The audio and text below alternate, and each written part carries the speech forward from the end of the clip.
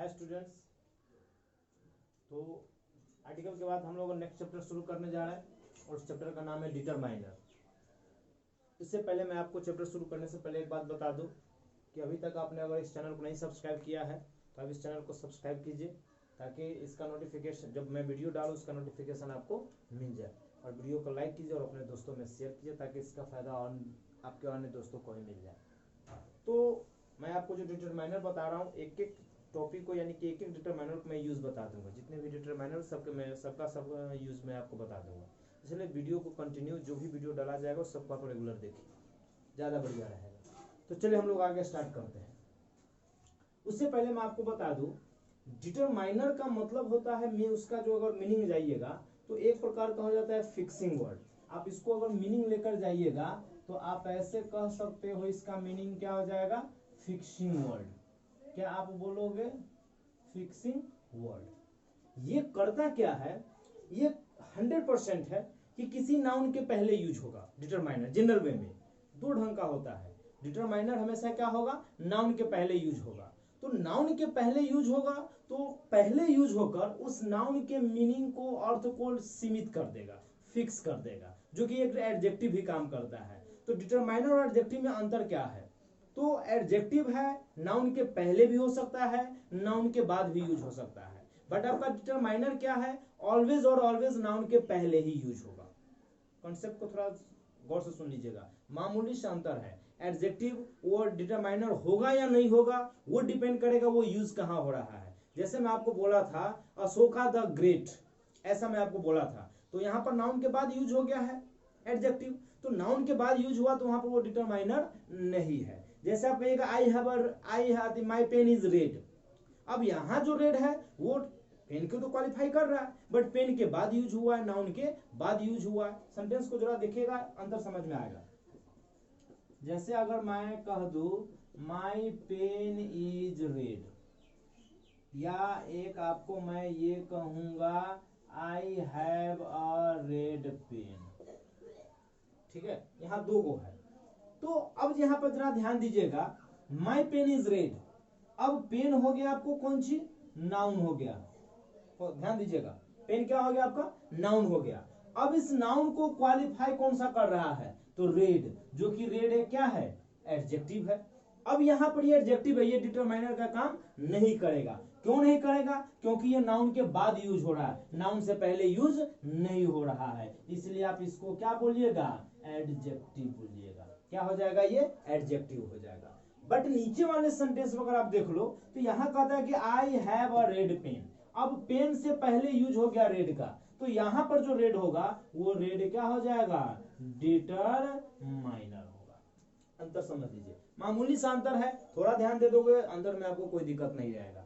तो सीधी सी बात क्या कहता है कि अगर कोई भी एडजेक्टिव अगर नाउन के पहले यूज होकर उसके अर्थ को फिक्स करेगा, सीमित करेगा, फिक्सिंग वर्ड हो जाएगा, तो वहां पर वो एडजेक्टिव न रहकर वो क्या हो जाएगा, डिटरमाइनर हो जाएगा। और वही में अगर नाउन के पहले न होकर अगर नाउन के बाद यूज हुआ है तो 100% है कि वो एडजेक्टिव है, तो एडजेक्टिव है, वो डिटरमाइनर नहीं हो सकता है। यानी एडजेक्टिव डिटरमाइनर होता है, होने का कंडीशन मैं आपको बता दिया कि एडजेक्टिव डिटरमाइनर तभी होगा जब वो नाउन से पहले होगा और उसके अर्थ को फिक्स करेगा, निश्चित करेगा।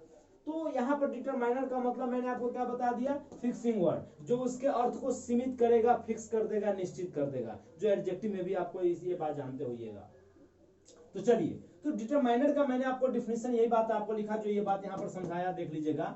Determiner is a word, determiner क्या है, एक शब्द है, that comes before a noun. देख लीजिए, डिटरमाइनर यहां पर है, वो डिटरमाइनर तब है जब वो नाउन से पहले आया है। यहाँ पर स्पष्ट कर लीजिए, डिफिनेशन आपको यहाँ पर बता रहा है। अगर डिफिनेशन अगर कंप्लीट हो तो एग्जांपल भी समझ में आ जाएगा, अगर एग्जांपल कंप्लीट हो तो डिफिनेशन अपने आप याद हो जाएगा। तो मेरे अकॉर्डिंग एग्जांपल पर फोकस कीजिए।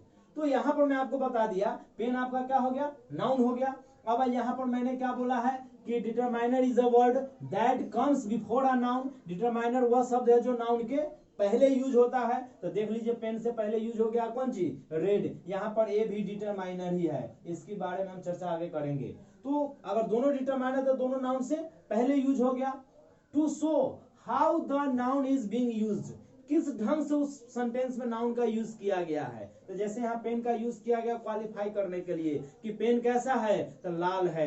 ए का यूज क्यों किया गया है, ये स्पष्ट बताने के लिए कि मेरे पास जो कलम लाल है तो वो एक ही कलम है। तो वो उसकी अब मैंने ये क्वांटिटी बताएगा, ये क्वालिटी बताएगा कि how the noun is being used, उस सेंटेंस में जो नाउन यूज हुआ है वो कैसे यूज हुआ है, किस ढंग में यूज हुआ है। यानी उसके अर्थ को क्या करेगा, सीमित करेगा, लिमिट करेगा, फिक्स करेगा। तो ऐसे शब्द को हम लोग क्या बोलेंगे, डिटरमाइनर बोलेंगे।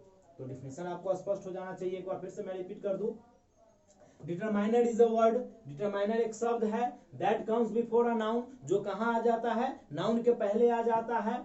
टू शो, वो दिखाने के लिए, how the noun is being used, कि नाउन का प्रयोग कैसे किया जा रहा है। चलिए, जैसे एग्जांपल मैंने आपको दे दिया है, राम हैज अ पेन।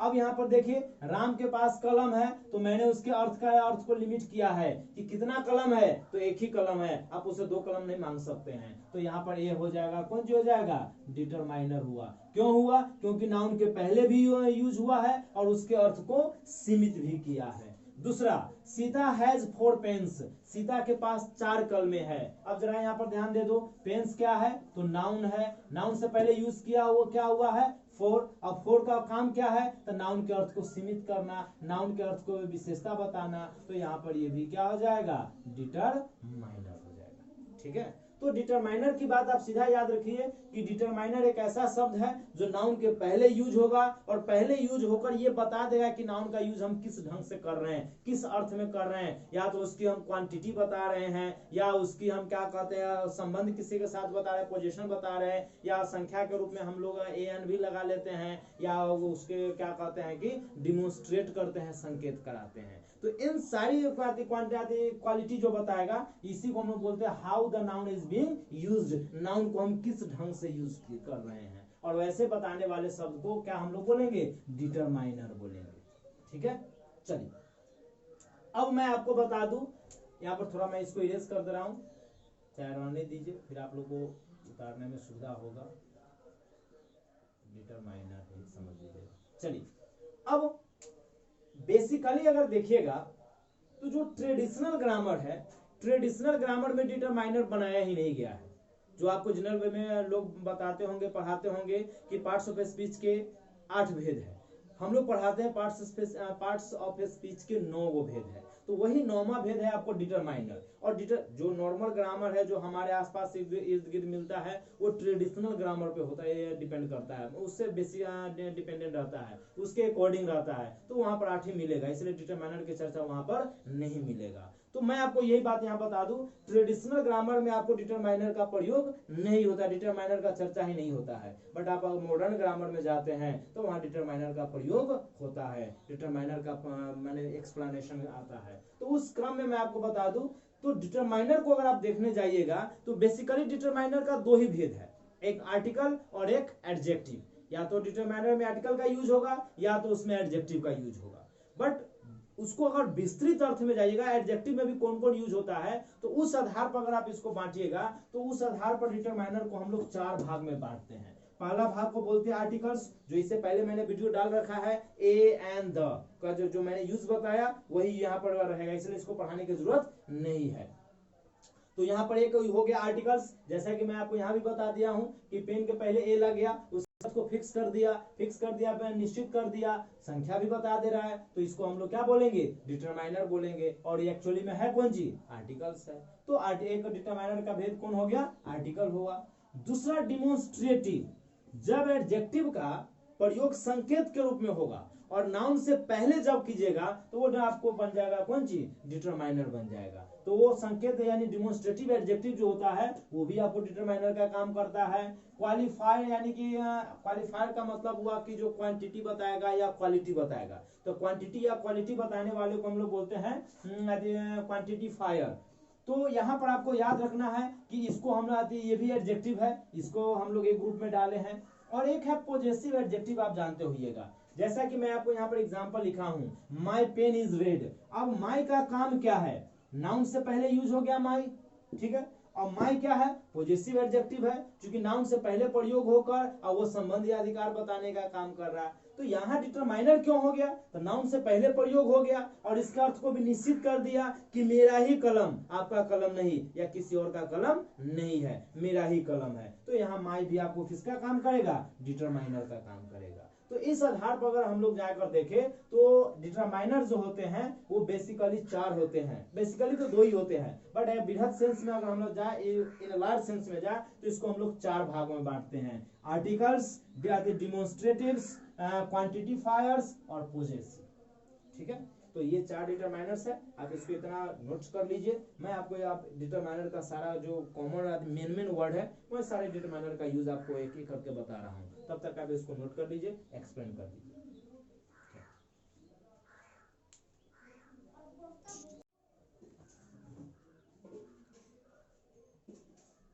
तो नेक्स्ट में आप देख लीजिएगा, थोड़ा हम लोग चर्चा कर लेते हैं, बताए हैं use of each and every. यहाँ पर हम आपको बताने जा रहे हैं ईच एंड एवरी का यूज। तो एक बात आपको याद रखना है, ईच का प्रयोग जो है ना हम लोग 2 सेंस में करते हैं। यहाँ पर हम लोग इसको भी कंसेप्ट थोड़ा क्लियर कर लेते हैं, लिख लेना चाहिए था पहले ही, जरा देख लीजिए। ईच जो होगा ये 2 और मोर देन 2, और एवरी जो होगा मोर देन 2। ठीक है, ये पॉइंट मैंने आपको इधर डाल दिया, मैंने आपको फोकस करना है। जरा देख लीजिए, ईच जो है वो केवल ईच जो है 2 के साथ भी यूज होगा, 2 से ज्यादा के साथ भी यूज होगा। ध्यान दीजिएगा, ईच एक ऐसा वर्ड है जो 2 पर्सन है वहां भी ईच का प्रयोग कर लेंगे, 2 से ज्यादा है वहां भी ईच लगेगा। लेकिन एवरी का यूज जब करना होगा तो 2 के साथ एवरी का प्रयोग नहीं होगा, 2 जब भी यूज होगा तो 2 से ज्यादा के साथ होगा। जैसे यहां पर देख लीजिए, मैं आपको लिखा हूं every student gets a prize. अब एवरी स्टूडेंट कहने का मतलब क्या होगा कि 2 से ज्यादा है। अब मान लो, जैसे मैं एक सिंपल सी एग्जांपल बता रहा हूं, टोकरी में एक आम रखा हुआ है। अब टोकरी में एक आम रखा हुआ है तो उसका मतलब हुआ कहेंगे कि एवरी मैंगो। तो एवरी कहने का सेंस हुआ कि 2 से ज्यादा, वो लगभग, वो ग्रुप में हो गया। और जब ईच लगा देंगे तो ईच से वो सेपरेट का बोध हो जाएगा, दोनों से अर्थ रहता है, उसका भी हमने आपको यहाँ पर लिखा है इसके लिए यहाँ पर। तो फिलहाल समझ लीजिए कि ईच का प्रयोग 2 के लिए और एवरी का प्रयोग ईच का प्रयोग 2 के लिए भी होगा और 2 से ज्यादा के लिए भी होगा, और एवरी का प्रयोग केवल 2 से ज्यादा के लिए होगा। और एक बात और याद रखना है कि ईच का जो प्रयोग होता है वो ईच प्रयोग होता है डिफरेंट के साथ। जो नाउन का प्रयोग होगा वो नाउन डिफरेंट रहेगा, निश्चित रहेगा, और एवरी का प्रयोग इनडिफिनिट के साथ होता है। जैसे यहाँ पर एग्जांपल देख लीजिए, ईच ऑफ द 2 गर्ल्स, हमने यहाँ पर लगाया है 2 गर्ल्स, तो 2 गर्ल्स आपको देख लीजिए वो फिक्स है, डिफरेंट है। लेकिन यहाँ पर लगाया एवरी स्टूडेंट, सभी लड़के, सभी विद्यार्थी। अब सभी विद्यार्थी में यहाँ पर फिक्स नहीं है, तो यह यहाँ पर हो गया कौन चीज, इनडिफिनिट हो गया। तो वही हम आपको यहाँ पर बता दिए कि ईच का प्रयोग 2 के साथ भी होगा, 2 से ज्यादा के साथ भी होगा। तो 2 के लिए हुआ, और यहाँ पर देख लीजिए 2 से ज्यादा के लिए भी यूज लगा दिए हैं। 10 स्टूडेंट्स निश्चित है, लेकिन 2 से ज्यादा है, तो निश्चित रहेगा, और 2 रहे या 2 से ज्यादा तो हम वहां पर यूज कर लेंगे कौन चीज, ईच का। लेकिन 2 से ज्यादा है और वो निश्चित नहीं है तो ईच ना लखन वहां पर क्या लग जाएगा, एवरी लग जाएगा। और 2 है तो निश्चित तौर पर निश्चित हो जाता है, वहां इंडिफिनिट का तो सवाल ही नहीं पैदा होता है, तो 2 के साथ एवरी का सवाल नहीं पैदा होता है।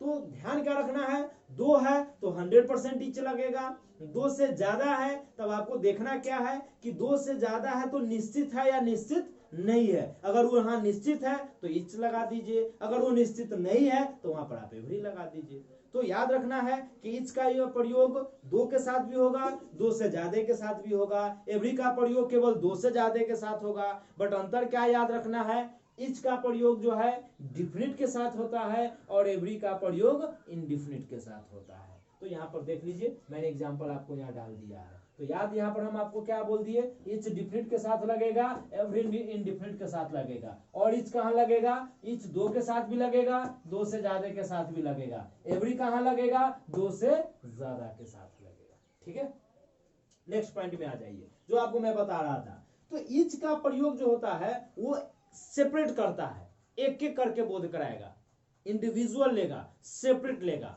और एवरी जो है वो पूरे ग्रुप में लेगा। जैसे कहेंगे एवरी पीपुल, तो वहां पर एक एक करके नहीं कह रहा। अगर कहेंगे एवरी पीपुल, क्या एवरी स्टूडेंट इज डिसऑनेस्ट। अब यहां जो मैं कहा कि एवरी स्टूडेंट इज डिसऑनेस्ट, तो यहां इसका मतलब हो सकता है उसमें से 2-4 बच्चे ईमानदार भी होंगे।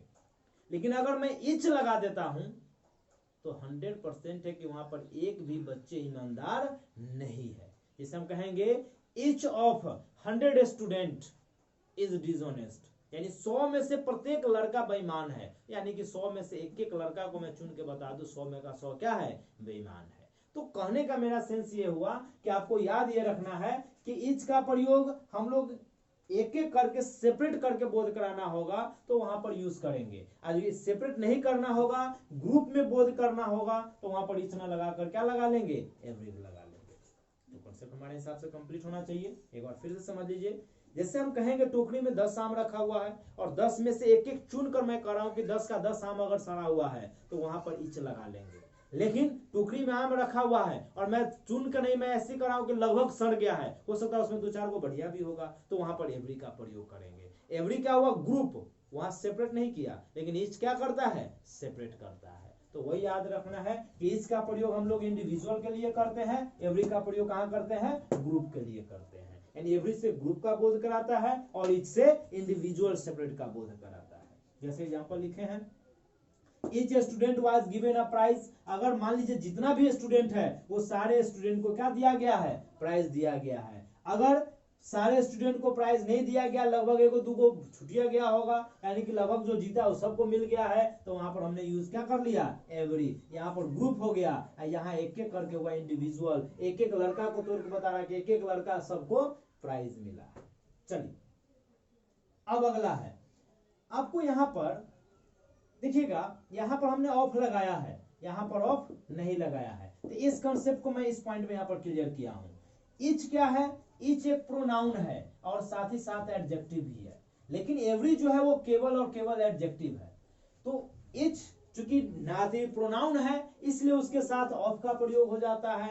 एवरेज प्रोनाउन नहीं है, केवल एडजेक्टिव है, इसलिए एवरी के साथ ऑफ का प्रयोग नहीं करते हैं। तो गलती से अगर इस तरह का यूज आप कर लेते हैं तो ये ऑफ क्या हो जाएगा, गलत हो जाएगा, एवरी टीचर्स हो जाएगा। एवरी द टीचर्स नहीं, एवरी ऑफ द टीचर्स नहीं होगा, सीधा होगा कौन चीज, every teachers is doing his work. यहाँ पर हो जाएगा every teacher doing his work. लेकिन इच लगाएंगे तो each of the teachers is doing his work, यहाँ पर ये सेंटेंस क्या है, करेक्ट है। ऑफ लगा देंगे तो ये सेंटेंस करेक्ट नहीं होगा, यहाँ सीधा होगा every teachers is doing his work. यानी यहाँ पर सीधा बात याद रखना है कि इच नाउन प्लस एडजेक्टिव दोनों है, इसलिए इसके साथ ऑफ का प्रयोग होगा।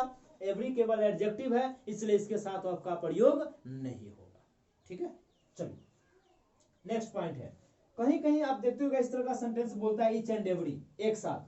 तो इच एंड एवरी का प्रयोग एक साथ जब करेंगे तो एक साथ हम तब करते हैं जब दो से ज्यादा का प्रयोग करना है।